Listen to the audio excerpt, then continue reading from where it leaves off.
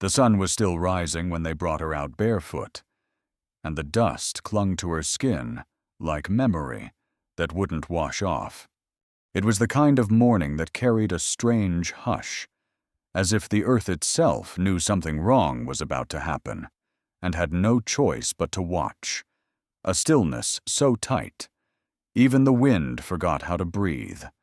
The girl stood on the raised plank outside the broken-down telegraph shack, what used to be Darrow's Crossing's only post office, now a platform for sales, livestock or otherwise. She didn't move, not even when the soft grit of sand tickled at the hem of her skirt. The cotton was sun-faded and stiff, creased into lines from being washed and dried too often by hands that had likely disappeared as silently as she'd arrived. At the edge of the square, a black nail jutted from a cracked hitching post. Ephraim Cutter's coat had caught there once, years back, the day they buried his wife without a hymn. The hole it tore never got stitched. He had worn that coat again this morning without reason, and maybe that was the reason itself. He hadn't planned to come into town, hadn't planned to step off his land. Truth be told, not for another month or two, but some itch in the back of his ribs, the kind that rode up from old scars and rainy winters, pushed him down from his porch and into his wagon.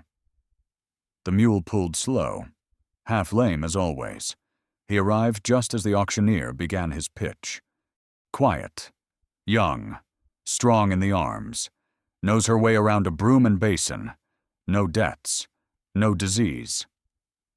The man lifted the girl's chin with fingers that looked like they'd broken too many horses, careless and impatient. Won't talk your ear off either. Likely don't know enough English for that.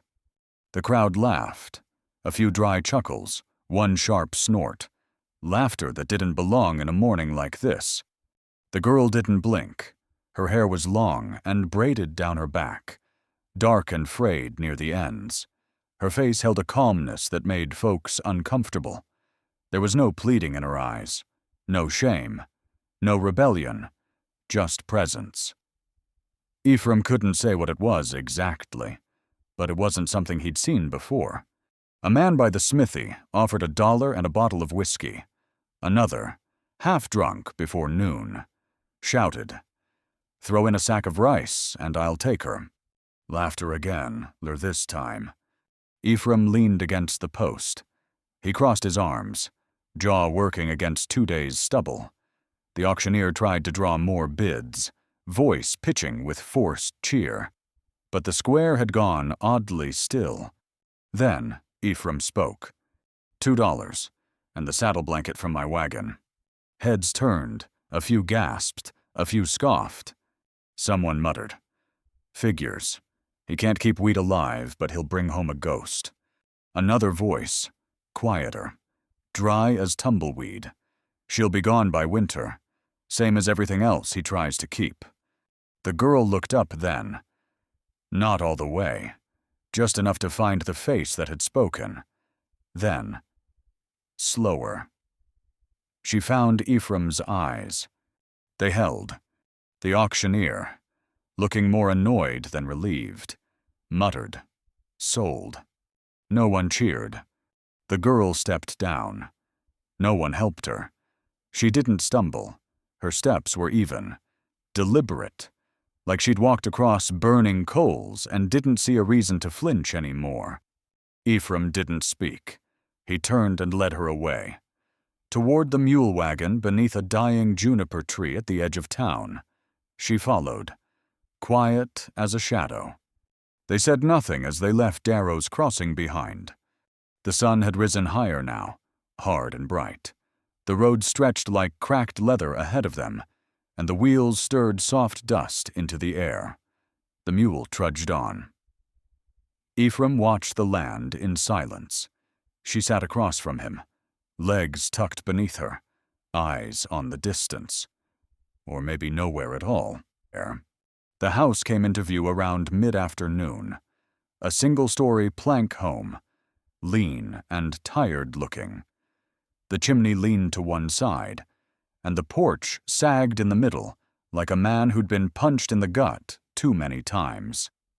Fence posts still held, barely.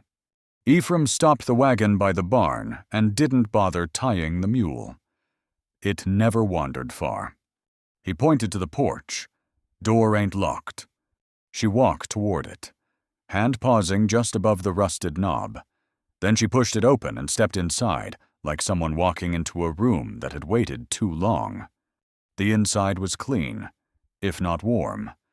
A table with corners smoothed by time, a fireplace swept clean, 2 rooms, and a cot in the far corner with a quilt too fine for the rest of the place. She stopped at the cot, just stood, looking. Ephraim stepped in behind her, set a tin cup on the table and a half-loaf of cornbread beside it. "Ain't much," he said. "There's stew on the stove, still warm." She sat at the table, not quickly, not slowly, just sat. She didn't touch the food. He watched the steam curl off the tin, then spoke again. "You don't owe me nothing," he said. Not a smile, not a word. "You sleep where you like. Ain't no lock on the door." Her eyes didn't rise, but her breathing changed, almost like a note being struck in a quiet room. Ephraim nodded once and stepped outside. The wind had picked up. He leaned against the fence, stared out over his land. The pasture was overgrown. No cows, no wheat, no sign of life but the stubborn dry grass. He could still see the spot where the windmill used to stand, split by lightning 3 winters back. Behind him, the lantern in the window flickered to life. She was still there, by the fire, unmoving. He closed his eyes and tried to remember what his mother used to say about storms, something about keeping the light on, no matter how long it rained. Later that night, he brought her a blanket, set it on the arm of the chair by the fire. She didn't look up. She was mending something, one of his old shirts, from the laundry basket in the barn. He wanted to say something but didn't. Instead, he watched the fire burn low. When he turned to leave, her voice stopped him, not a word, just a breath, like the start of a sentence she chose not to finish. He paused, then went to the porch. The night air smelled of dry bark and ashes. He stayed there, sitting in the creak of the rocking chair his father built, until the moon had nearly vanished and the first pale shimmer of morning crept across the ridge. Inside, she hadn't moved. The fire burned steady, and her silhouette was still and quiet beside it. And that was when it struck him, not pity, not duty, but something else. She hadn't taken off her boots, because maybe she still didn't know if she was staying. By the second morning, the silence between them had weight, not emptiness like the hush before rain that never comes. He heard it before he saw it. A single clear note ringing through the yard, sharp, metallic, and out of place. Ephraim stepped onto the porch, boots scuffing against the boards, and there she was standing beneath the iron bell that hung crooked near the barn, fingers still resting on the frayed pull string. She had struck it once, just to hear the sound. She wasn't testing for danger. She was listening for presence. The house behind him smelled of simmering rosemary and old pine smoke. The stew was gone, every scrap, and in its place on the table sat a plate with 3 uneven slices of bread, still warm, too much salt, not enough rise. But it was bread. Ephraim didn't say anything, just nodded slightly and went to the chair across from her. The light through the east window cut across her braid, making the frayed strands glint like loose ink threads. She didn't touch her own slice, just waited. He took a bite, chewed slow, swallowed even slower. The jam she'd laid out was from his mother's last jar of plum preserves. He hadn't opened it in years. she had. "Thank you," he said after a long moment. She dipped her head, not in deference, not in reply, more like rain on a dry window pane, quiet acknowledgement. By mid-morning, she was at the basin, sleeves rolled to her elbows, scrubbing the tin plates with hands red from cold water. He tried to stop her, voice low and rough from years without use. "You don't have to." But she had already turned, already moving, already back to the water. He leaned against the doorframe and watched her work. The town noticed faster than he did. First. It was the boy from the livery who saw her out back, hanging laundry. Her sleeves were pushed up again, the hem of her skirt tugged by the wind, bare feet in the grass. That was all it took. By the time Ephraim hitched the wagon and rode into Darrow's Crossing for feed, the whispers had already wound their way around sacks of flour and behind curtain-tied windows. "You bring her out like that," someone muttered near the counter at Brody's. "I heard she bows to him like he's her emperor," said another voice by the barrel of dried beans. "She doesn't talk. Probably plotting something." Ephraim didn't answer, didn't look up. He paid for his grain, collected a spool of twine, and turned for the door. He didn't rush, but the silence followed him out, like wet smoke.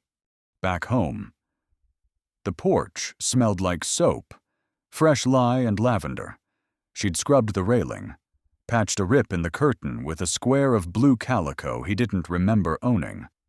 The scent of boiled linen clung to the air like an old hymn. She didn't fill the house, she refined it.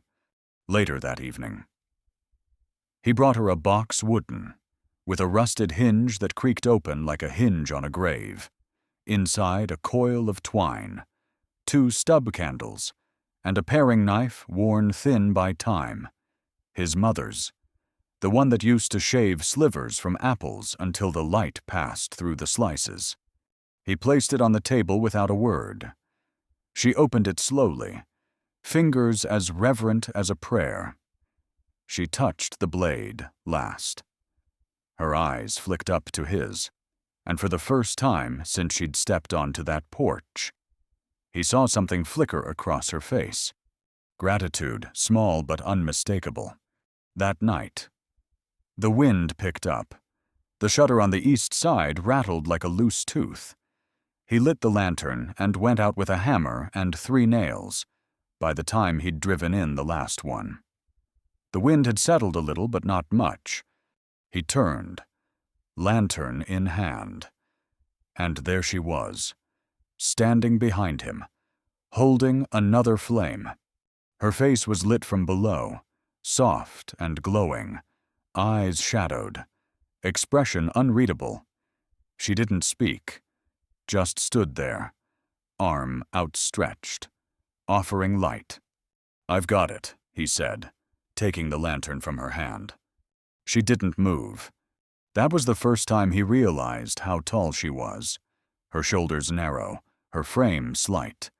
But she stood like stone, not rigid, just sure, like someone who had carried weight all her life and had never been invited to lay it down. Later, he brewed tea, weak and bitter. He poured 2 cups, set one down near her as she sat sewing, her fingers threading a ripped collar on one of his shirts. Her hair was loose for the first time, and it spilled over her shoulder like ink. They sat like that for a while. No conversation, no obligation, only the rustle of fabric, the pop of resin in the fire, and the soft sound of tea being sipped between silences. She finished the shirt just as the mantel clock ticked past 11, folded it, placed it on the chair beside him, and rose. She walked to her room and closed the door without sound. The next day, someone knocked. Ephraim opened the door to find a man wearing religion-like armor. "Ephraim Cutter," the Reverend said, voice tight. "Mornin'." "Reverend Deke." Deke held a Bible under his arm like a shovel. "There's concern," he said, eyes shifting toward the barn, about appearances, about modesty. Ephraim didn't answer. These arrangements, the Reverend continued, can lead to temptation. No vows, no wedding, no clarity. Ephraim stared at him until the man's voice dried out like a puddle in July. Then he shut the door, not hard, but final, that night. After supper, he found a slip of paper on the table, folded into even thirds. Her handwriting was careful, foreign in its shape, like someone had copied letters from a Bible too many times under dim light. I will stay out of sight if that helps. He flipped it over. On the back, she had drawn 2 trees, one tall, gnarled, one small, blooming. Their roots touched beneath the soil. He sat for a long time with the paper in his hand, not because he didn't understand, but because he did, too well. He didn't go to her room, didn't knock, instead. He placed the note in the drawer beneath the hearth and sat by the fire, his finger tracing the edge of the wood like memory had splinters. The next morning, there was no bread on the table. She didn't wait in the shadows. He sat in his usual chair and waited. When she came out, eyes cautious, he simply nodded toward the seat across from his. She sat. He handed her a folded cloth, inside a silver hair comb, dented but clean, and a small mirror no bigger than his palm. Her fingers trembled as she touched them. "You don't hide for me," he said. Her eyes rose to meet his, and this time, they held. No tears, just a shimmer, like awe that had softened into something older, something earned. Later that week, a new note appeared beside the basin. One word, safe, and beside it, a fresh loaf of bread, this one golden at the top, warm in the center, speckled with rosemary from the patch behind the barn. He took a bite, then another, outside.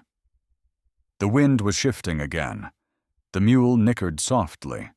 The sun was beginning its slow descent behind the ridge, throwing gold across the floorboards like spilled paint. Inside, the room smelled of wood smoke and earth, and something new. They didn't need torches to start a fire, just the wrong words in the wrong ears, and the right silence to let them grow. It began small, the way rot always does. A rock landed on the Cutter porch one morning, not thrown in fury, but with the practiced aim of someone who wanted it found. It thudded against the post, rolled to a stop by the door.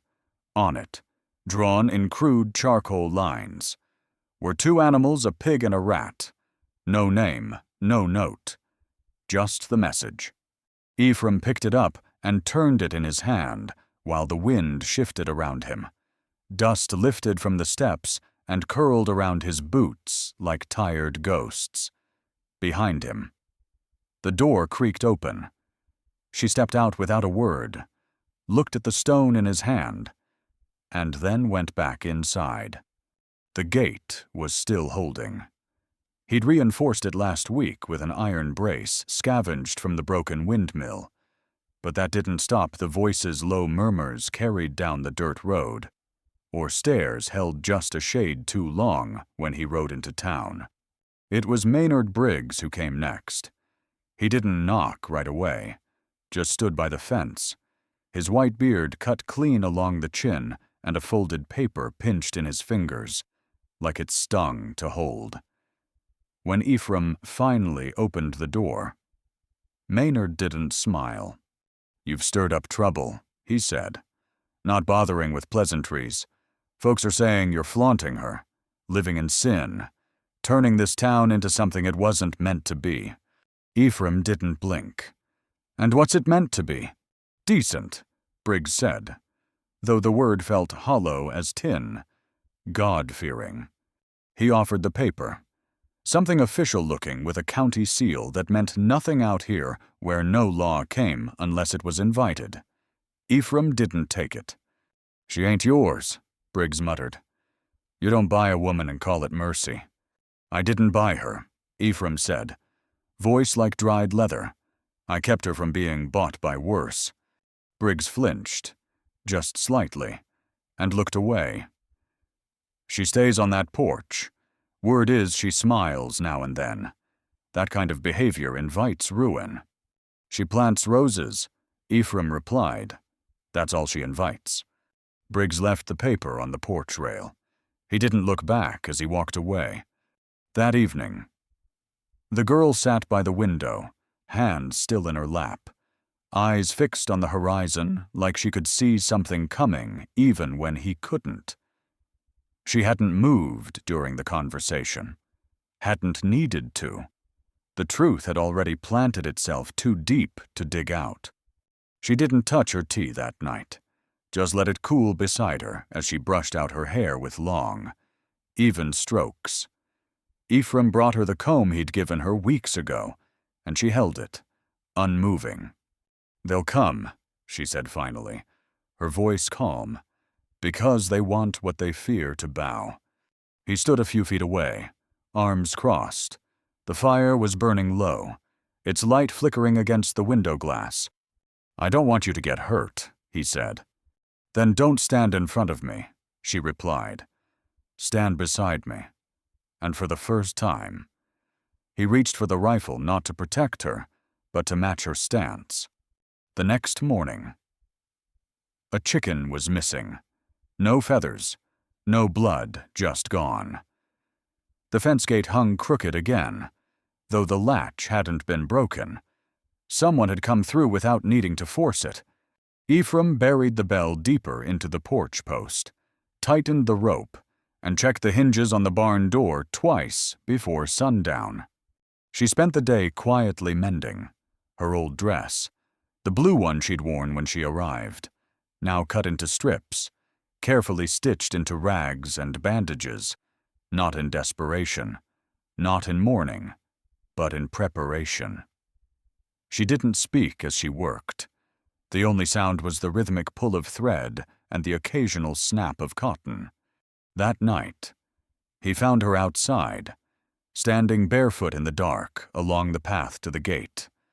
The moon cast a pale silver across the dirt, and her shawl fluttered in the wind like a flag someone had forgotten to lower. I used to dream of silence, she said, eyes still on the distance. But now I want to be heard. Ephraim stood beside her, boots crunching softly on gravel. You already are, he said. The wind shifted again, cold for late spring. It carried with it a different kind of stillness, heavier than before. Not fear, not yet. But the pause before something breaks. The next few days passed like stretched twine. The townspeople no longer muttered when Ephraim passed. They simply stopped speaking altogether. He rode into town for salt and horse feed and returned with nothing but the weight of a dozen glances dragging behind his wagon. The girl kept to the porch, not hidden, but not inviting either. She tended the garden, spoke to no one, left small folded offerings under the oak tree shapes made of paper and string, nestled into the roots like prayers. One evening, she brought him a small muslin-wrapped bundle. Inside were 3 rice cakes, lightly sweet and shaped with a careful press of her palm. Eat one, she said, when I'm not here. So you remember I stayed, even when they didn't want me to. He held the bundle in his calloused hands for a long time. The scent of the rice and honey lingered. You planning on leaving? He asked. I plan on surviving, she said. Sometimes they're the same thing. That night, the stars shimmered, sharp and white, above the ridge. The house felt smaller somehow, as if the walls were bracing for a blow they couldn't see. She sat by the hearth, threading a needle through the collar of one of his shirts again. Her brow was furrowed, not in worry, but in concentration, like someone shaping the edge of something they couldn't quite name. He poured tea, set it beside her. She took it, Their fingers touched just long enough for the warmth to pass from one to the other. Later, long after the fire died down, Ephraim stepped outside again. The wind had calmed, but the world still felt off-kilter, like something was out of joint. He walked the perimeter once, shotgun cradled in one hand, and that's when he saw it, carved into the barn's siding in long, angry letters, 4 words. A slur. Ephraim stood there, lantern light flickering across the gouged wood. His throat tightened, not in rage, but in something older, shame not his own, but still carried. She stepped beside him, eyes shadowed by the weak flame. He shrugged off his coat and draped it over her shoulders. "You want to leave?" he asked. She didn't hesitate. They can't hurt what they don't own. She burned the shirt, but her eyes weren't on the flame. They were on the barn wall, and the word carved into it. "If they want me gone," she whispered, "they'll have to carve deeper." Not because of the slur carved into it, but because of what it meant to erase it. That night. The door to her room stayed open wider than before. The light spilled across the hallway, touched his boot, and stayed. Ephraim nails shut the gate again. As he finishes, she stands behind him, hands crossed, and says, clear and unwavering, "They can't hurt what they don't own." The storm didn't come with thunder, but with the smell of rope, smoke, and pride wrapped in torchlight. The wind had died by sundown. That was the first sign. No breath through the tall grass, no stir in the cottonwood leaves, just stillness awaiting quiet, too dense to ignore. Ephraim Cutter sat on the porch sharpening his knife. Though he hadn't used it in months, the edge was still good, but he worked it slow, deliberate, letting the rhythm keep his thoughts at bay. Inside the house, she was setting the table. She had pulled out the best plates, the ones with the pale blue flowers along the rim, fine but cracked from age. 2 place settings, 1 lamp lit in the window, its glass chimney smudged with soot. She moved softly, in the way someone does when they know they're being watched by something they can't see. Earlier that evening, she had bathed in the yard behind the barn, washing her hair beneath the cold pump water. She wore the mended blue calico dress now, sleeves rolled, her braid long and clean. When Ephraim saw her through the window, arms lifted to button her collar, he didn't say a word, just nodded to her once. She returned the gesture, and that was all. He stepped inside just as she was lighting the second lamp. "They may come tonight," he said. "I know you're not scared." "I am," she whispered. "But I'd rather be afraid here than hidden somewhere else." She walked to the door and tied the bell rope around her wrist. "Let them come." The dog barked once, then silence. He went to the mantel and pulled down his rifle, checked the chamber. She stood near the door, holding the old string to the bell in one hand. Her fingers were steady. The same hands that had pulled weeds, folded shirts, and shaped rice cakes now held a weapon without flinching. They stepped outside. The moon was near full, casting long silver shadows. The fence cast jagged lines on the ground. The bell swayed slightly in her grip.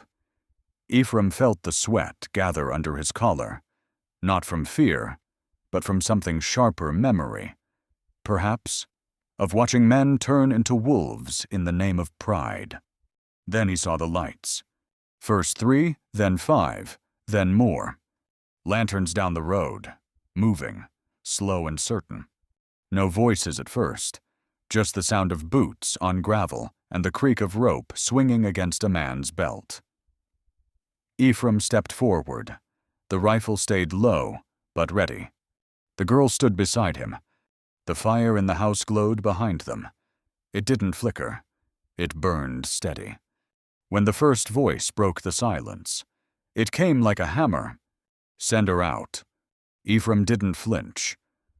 "You want her," he said, voice carrying across the distance. "Come up the steps." There was a shuffling in the group. One man adjusted his hat. Another tightened his grip on a torch. The air thickened. "She's not yours," someone barked from the crowd. "She's not yours either," Ephraim replied. That's when she spoke. "You think I am shame," she said, "but you came here hiding your face." The words landed heavy, not loud, but true. So true they echoed. A few heads turned. One man shifted back. Then, as if to drown her out, a voice roared. "Light it up." Someone stepped forward with a torch. The girl's hand didn't tremble. She reached into her apron, drew the revolver, and fired once. The shot cracked the night in half, clean through a man's shoulder, sent him spinning to the dirt. The torch he held dropped and caught the edge of the rose bed. Flames licked up, sudden and hungry. The mob moved. Ephraim fired next, dropping to one knee. Another shot. Someone screamed. A boy, a teenager barely old enough to shave, ran forward with a rope, slipped, fell, and scrambled back as the fire jumped to the porch rail. They came fast and messy, not like soldiers, but like scared dogs. A heavy man charged up the steps. Ephraim swung the rifle like a club. Bone cracked under the butt. Another man raised a blade too close. Ephraim didn't have time to react. She did. She stepped between him and the knife, slammed the barrel of the revolver into the attacker's temple.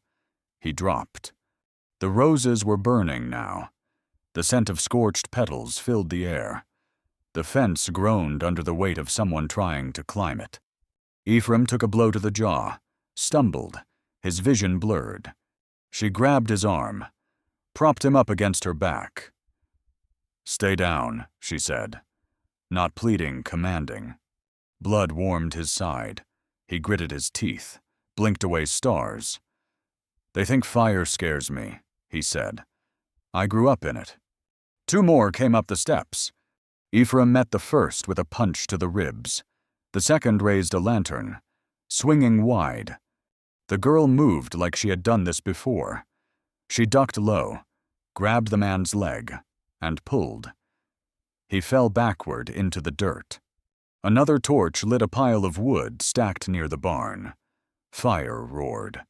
One man remained, young, pale, holding a match. He stepped forward, hand trembling. The matchstick glowed red at the tip. "Go home," Ephraim said. The boy hesitated. Then she looked at him, not angry, just tired. "You don't want to burn with us." Her voice cut clean through the noise. The boy's mouth opened, closed. He dropped the match, then turned and ran. And just like that, it was over. The fire snapped and hissed. Someone groaned in the distance. One of the mob cried for help, dragging himself toward the road. Ephraim slumped against the post. Blood ran down his side, hot and slick. She caught him before he fell. "We need water," she said. He closed his eyes. Let it burn. But she didn't. She ran for the well. Drew water with arms shaking from more than effort. She doused the porch. The flames hissed but didn't die. She ran again. The night stretched on like a wound. By dawn, the fire was out. Half the roof was gone. The rose bed had burned to ash. The porch sagged where flame had eaten through the boards.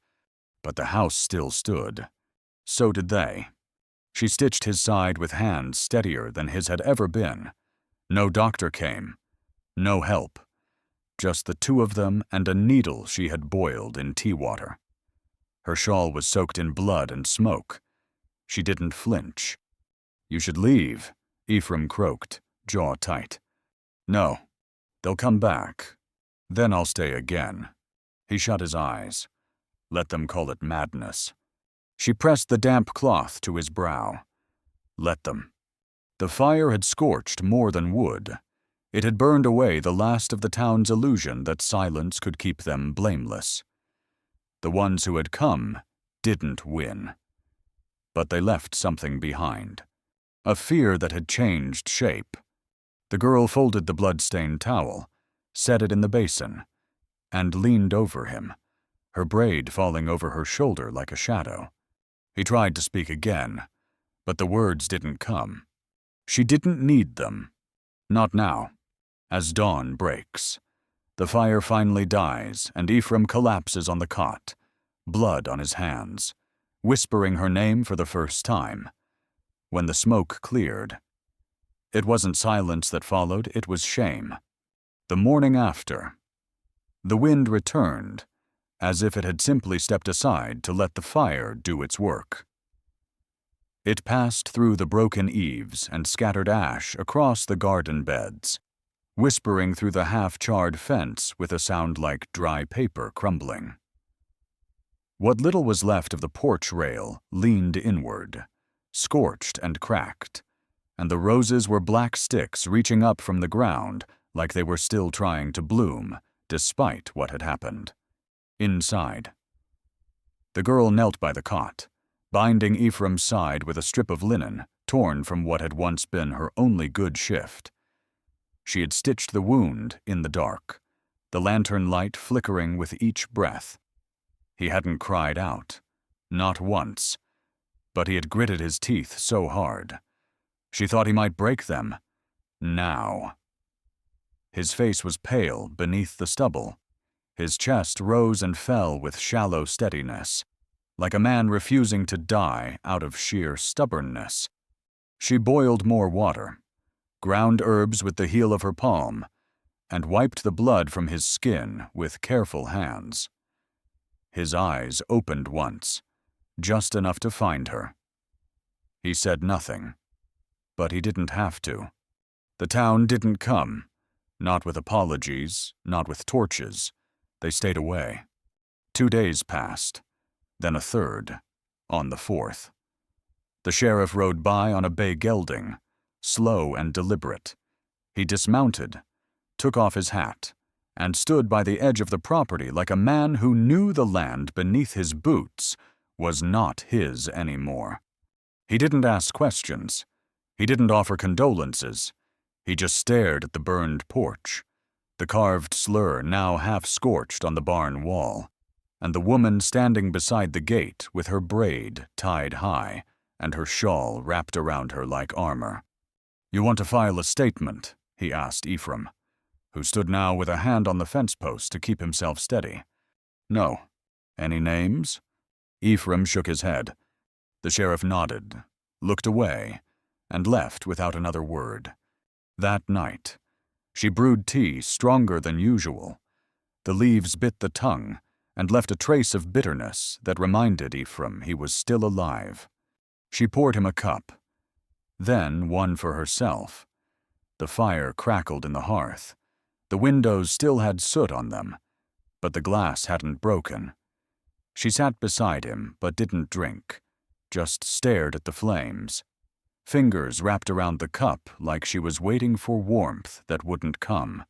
After a while, he reached out, placed his hand beside hers on the edge of the table, not touching, just near.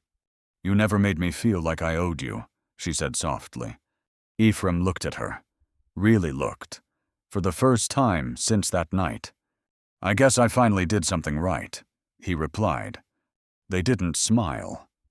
It wasn't a moment meant for smiling, but something passed between them, a recognition, a truth that didn't need ceremony.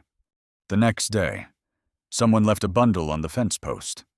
3 brown eggs, tied with twine. Ephraim didn't touch them until sunset. When he did, he held them in his hands like they might crumble. He set them in the basin without a word. More offerings came. A spool of thread, a small loaf of bread wrapped in oilcloth, nothing extravagant, nothing loud, just quiet acknowledgments, left by those who hadn't joined the mob but hadn't stopped it either. She took each gift gently, not with forgiveness, but with understanding. The garden was slow to come back. The roses were gone. But a few sprigs of green pushed through the black soil near the back fence. She bent over them each morning, coaxing life from what had burned. Ephraim healed slower. The wound puckered. He moved stiff, favoring one side. But he moved. Some days. She read to him, not in full sentences. Not at first. Just lines. Verses from a book of Psalms she found tucked behind the hearth, yellowed and moth-bitten. Her voice was soft, almost unsure, like she was learning how to speak aloud again. He listened. She braided her hair again. They never talked about what had happened. Not directly. The scorch marks spoke louder than words. One afternoon, she handed him a bundle wrapped in muslin. Inside were rice cakes sweetened with honey and a hint of rosemary, the same kind she'd given him before the fire. He looked up from the bundle to her face. "Eat one when I'm not here," she said. "Remember I stayed, even when they didn't want me to." He didn't speak, just nodded. That evening, the sun slanted low through the broken window frame. The light painted the floorboards gold, made the dust look like mist. Ephraim stood by the table, holding one of the rice cakes in his hand. He didn't eat it. She sat nearby, brushing her hair. The braid was long now, the strands even and firm. Her hands moved with the same grace they had when she stitched his side. In the distance, a rooster crowed, late, confused. But it reminded them both that life hadn't stopped, only paused. He reached for her then, not out of need, not out of gratitude, just because. His fingers touched her wrist. She looked at him.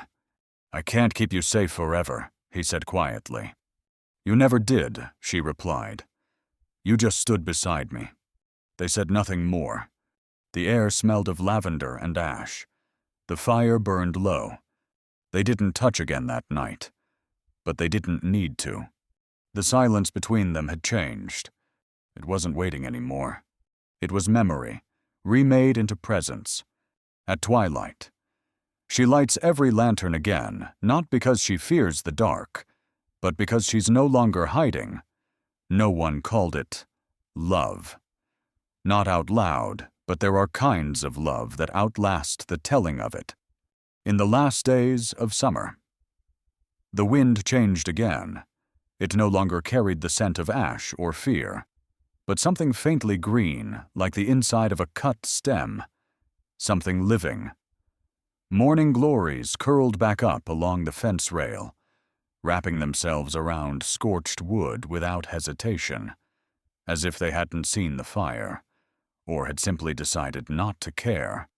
The garden was still half-shadowed by the outline of what had burned, but new roots had taken hold. The rosemary patch returned in pale tufts. Wild onions pushed up in defiance between the cracks. She moved among them barefoot, just like she had when the town first began to whisper. Only now there were no eyes to watch, no children to throw stones, no footsteps near the gate. One morning, she handed Ephraim a bundle tied in red string. It was the kind of string he remembered from shipping parcels through the Dead Birch post office before it closed strong, stubborn, cheap. Inside the cloth were two items: the revolver, cleaned and unloaded, and a folded paper, yellowed at the edges from being carried too long. He sat on the porch in the sunlight, the wind pushing at his collar, and opened the paper slowly. Her handwriting filled the page, curved and careful. "I was not bought. I was chosen, and I stayed because he never asked me to." He didn't cry, not even close, but something in his chest ached in a way that had nothing to do with his wound. That afternoon, he showed her something in return, a tarnished medal. tucked in the back of his drawer for years, a local militia badge not from any war of note, but one the town used to award for duty in defense of property. His brother had earned one and sold it. Ephraim never wore his, never felt like it belonged. She turned the medal over in her hands. It caught the sunlight briefly, then dulled again. Without asking, she placed it in a small wooden box along with the note, wrapped the revolver in the muslin again, and tied it with the same red string. Later that week, a boy came up the road, no more than 10, wearing boots too big for his feet and a hat that flopped over one ear. He didn't look scared, just curious. He stood at the gate, holding a basket. Inside was a single chicken alive, healthy, alert. "Mama says this one's for you," he said, eyes darting between Ephraim and the woman beside him. Ephraim stepped forward, took the basket, nodded once. The boy grinned, then ran off before either of them could ask more. She watched him go with a quiet that felt more like peace than pause. The porch had been repainted pale blue. The barn door still leaned, but the hinges had been oiled. The roof remained patched in places with mismatched shingles, but the chimney stood firm again. Each day, she mended a little more one drawer, one shutter, one step. He spent the evenings whittling in the doorway, listening to the wind pass through the eaves like it belonged there. She rarely spoke, but she didn't need to. Her voice lived in the garden now, in the steam rising from morning tea, in the folded shirts left by the hearth. When she did speak, it was often at dusk, when the sun hit the porch just right and made everything look gold. That was when she said things that stayed. "Roots don't ask for permission to grow," she told him one night. They just do. He remembered that months later, when a pair of travelers came by on horseback, asking if there was water nearby. One was a woman with a scar that ran from her chin to her collarbone, and the other was a blacksmith with hands like tree stumps. They drank from the well, nodded toward the house, and said, "Strange place for quiet folk." Ephraim said nothing, just filled their canteens. As they rode off, he heard one of them say, "Looks like Grace, if you ask me." The girl had heard it too. She smiled, just barely. That evening, she lit the lamps in the house one by one, not out of fear, but habit. She moved slowly, as if to mark the hour with presence rather than light. Then she brought out something else, a ledger, wrapped in fabric, hidden beneath the floorboard where the burned floor met the new. Inside were sketches, short notes, pressed petals, dried herbs, fragments of time made permanent. She opened the ledger to a blank page, uncapped the ink bottle, and began to write. He watched her from the doorway, arms crossed. "You writing me into that book?" She didn't look up. I already did. The wind picked up, rattling the shutters gently. The air held the scent of lemon balm and wood smoke. A rooster crowed somewhere distant, echoing across the hills like a memory trying to find its voice. She closed the ledger, tied it shut with ribbon, and slid it back into the floorboard. Then she stood and walked to the back porch, where the ground dipped slightly beneath the weight of the earth's remembering. She knelt, placed the revolver in a cloth pouch, and set it gently into the dirt beside the roots of the oak tree. Then she took the red string, wrapped it around once, twice, tied it firm, beside it. She placed the medal and the note.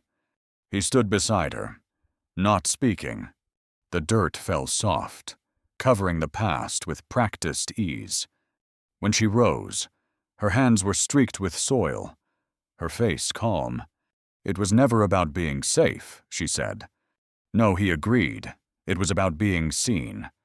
They walked back to the porch together. In the distance, the light faded over 2 Rocks Hill, where the outline of an old trail vanished into dust.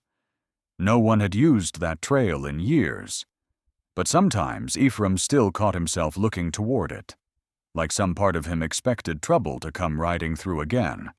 She reached for his hand this time. He didn't flinch, and in that simple touch was something the fire hadn't burned, something the town couldn't name, and something both of them had feared might never come back.